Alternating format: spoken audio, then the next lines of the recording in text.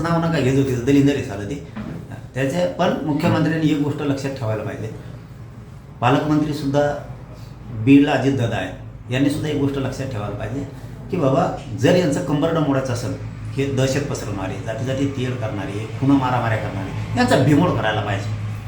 एकदा आता सापडला ना, आता सोडायचा नाही, मुळा जाळासकट उपटून फेकायची जबाबदारी यांची. संतोष भाईच्या प्रकरणातला आणखीन एक आरोपी सापडत नाहीये. म्हणजे ही काय परिस्थिती आहे? तुम्हाला कसं कंबरडं मोडल? गुन्हेगारी जर तुम्हाला संपवायची असेल तर तुम्ही हातपाय धुवून यांच्या मागं लागून मुळा जाळासकट जाळले पाहिजे. गुन्हेगारी तुम्हाला मोडीत काढायची, गुन्हेगारी होऊ द्यायची नाही, आणि तुम्ही आरोपीलाच पकडत नाही याचा अर्थ गुन्हेगारी सरकारला वाढवायची नाही आहे ना, असा सुद्धा प्रश्न निर्माण होतो. साधी गोष्ट हो, त्याच्या संपत्तीवरती जप्ती आणायची, त्याला सुद्धा 1 वर्ष लागतंय.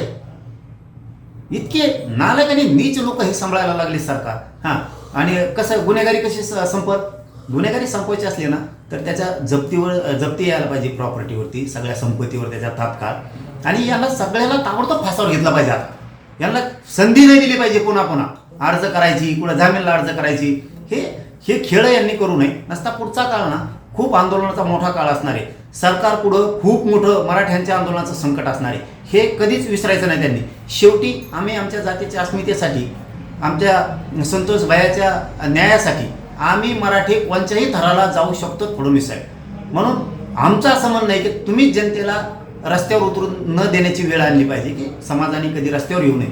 मी न्यायच देतो अशी स्पष्ट भूमिका फडणवीस साहेबांनी घेतली पाहिजे. आणि तुम्हाला सांगतो, याला लवकर फासावरती लटकवण्याचं काम केलं पाहिजे. यांना पुन्हा जवळ नाही केलं पाहिजे, कधीच जवळ नाही केलं पाहिजे. आता माझ्या प्रकरणात सुद्धा त्या घातपाताचे ते तिथं जाऊन बसले. अजितदादा, फडणवीस साहेब, परत त्या ताई महासंचालक मुंबईच्या काय नाव आहे त्यांचं, त्या हे सगळेजण बसलेत. हे काय सांगतो बाहेर येऊ, हे यंगड हे म्हणते आमचा विकासाचं निधीच चाललं होतं. आयला महाराष्ट्रात पहिल्यांदा भारतात बघितलं होय, विकास निधीच्या कामाच्या टायमाला महासंचालक तिथं असतो. महासंचालकाचा विकास निधीचा काय संबंध? आणि बाहेरून सांगतो पत्रकार बांधवाला यासाठी नियुक्त केली. अरे तू काय सरकार चालवणारा झाला का? यासाठी नियुक्त केली, त्याचं पत्र कुठे आहे? त्याचं काही JR असेल, त्याचे काही सरकारनं काढलेले काही पॉईंट असतील, काही शासन निर्णय असतील, काहीच नाही. अशी गुप्त कोणची समिती हो, कोणची SIT असली ही गुप्त काम करते? म्हणजे तुम्हाला गुप्त SIT चौकशी करून त्याच्या म्हणण्यानुसार आम्हाला आता शंका यायला लागली सरकारवर. आणि विशेष करून फडणवीस साहेबांवर आणि सगळ्यात जास्त अजितदादावरती आम्हाला संशय यायला लागला की तुम्ही गुप्त SIT नियुक्त केली म्हणजे काय? तुम्हाला त्याला धुवून काढायचंय का? तुम्हाला धुवून काढायचं, शुद्धीकरण करायचंय का त्याचं? गुप्त SIT नेमून ही कोणची चौकशी? शुद्धीकरण करताय काय त्याचं? सुट्टी नाही.